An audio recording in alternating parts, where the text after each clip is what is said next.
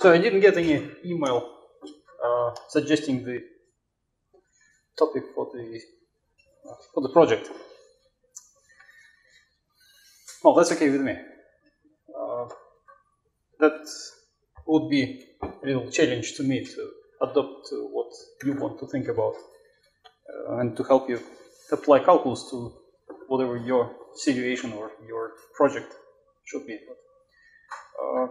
If you decide you want to do something, just let me know, send me email, explain what the situation you want to consider. And we'll talk today about the next step in studying three-dimensional space. As I said, I'm not going to talk about the homework, the current homework, because all the content of that is copy-paste of two-dimensional considerations. There are a couple of things that are not there. One thing is that in three-dimensional space you can still consider two vectors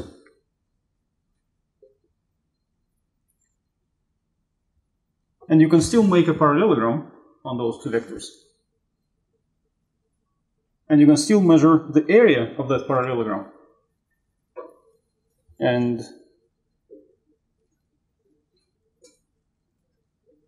you can still ask, well, what's good about that area? And what would be the first basic question? So the fundamental thing that we enjoyed having about the area of a parallelogram on a plane, then that one should ask about the area in free space. Is it a product? So is it a product? Because everything else was derived from that fact. Right? Once we decided that area is a product, we derived a formula for the area, we derived all kinds of properties, and all the applications followed from that. So, in three-dimensional space, you have two vectors, you make parallelogram, look at the area. Is that a product?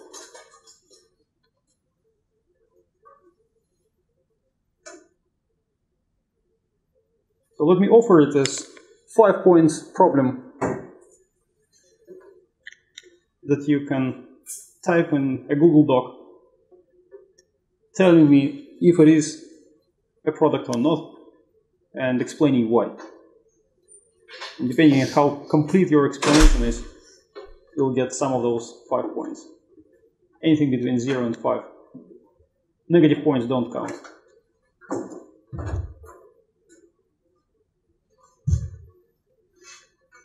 And since I want everybody to think about it, I will probably avoid having extensive discussion of it right now. But Dmitry, you... Yeah, I was thinking that if you multiply these two numbers, you get a scalar number, right? Yes. If you're in three dimensions, you can multiply that by scalar. If you don't get area, you will get. Why would you want to multiply that by a vector? No,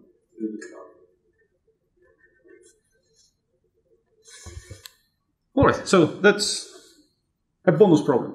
Right? So it's not an official Web of Science homework, but those points will go towards the homework as bonus points, whatever you get for that. And the process as usual, you create a Google Doc, you name it the usual way, and then you share it with me if you want. You don't have to. And, well, this is one piece missing so far about three-dimensional space. The other piece was about working with curves, because the homework explained how, well, the file explained how to describe a curve in 3-space using parameterization. It's just technical addition of third parameter. Instead of having 2 coordinates parameterized by t, now you have 3 coordinates, and all of them are parameterized by that parameter, and then you get a curve in 3-space. Now, what about the second approach that we had in plane? Because that was one of 2 approaches we took. Right? We took the parameterized approach and we studied curves from that point of view, doing calculus in the form of linearization, approximation, interpreting it as a tangent line, and so on. And then we discussed the equation approach, because a lot of curves in plane are given by equations. Why is it that the file never says something about equation of a curve? What would be a favorite equation in 3 dimensions? Do you know any equation in 3-dimensional space that describes something that you already know? A line. A line? A line in 3 space?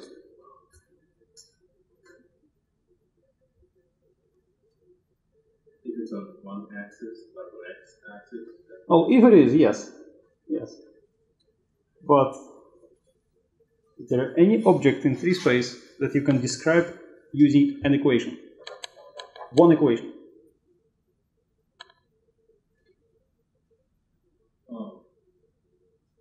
Circle. Circle is something on a plane. Sphere. Can you describe a sphere? What's the equation? It's x squared plus y squared plus z squared equals something like 1. So that is a sphere of radius 1, centered where? At the origin, yes. So you have an equation, and it describes a sphere. Is sphere as a curve? Well, by no means, right? It's much more than a curve. It's a surface.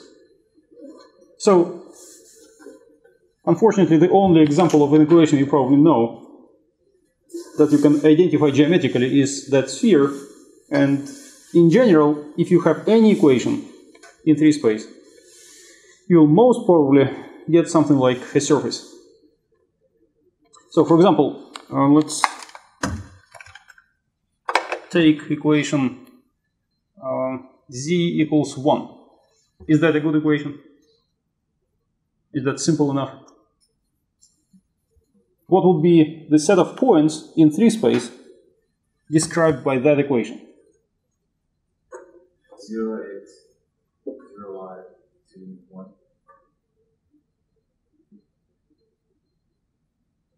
Say it again? X coordinate is 0, y coordinate is 0, and z coordinate is 1. So that would be a good example of a point 0, 0, 1.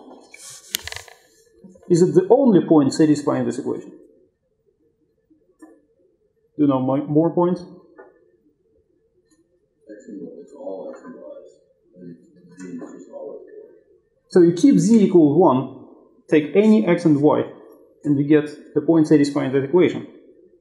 So can you tell me something about all those points in 3 space? Isn't it a plane? What kind of a plane? Oh, with respect to this coordinate system. A vertical? Isn't it horizontal plane? Horizontal plane having altitude 1, right, passing through this point. So any point outside of this plane fails to satisfy the equation because its height is not equal to 1, its z-coordinate is not 1, and any point on this plane satisfies. So that is an equation of a plane. And you can go on checking equations and seeing what the object the equation describes. And most probably it will not be a curve. There are some exceptional equations. You can make up something. Like if you make up a sphere of radius 0, it will describe a point for you, not a surface. But those are rather exceptions than rules. So, that is the reason why that portion of considerations is postponed so far. We will look at equations after we look at volumes. Because volume is the fundamental thing that we experience in 3 space, which is fundamentally not in a plane. And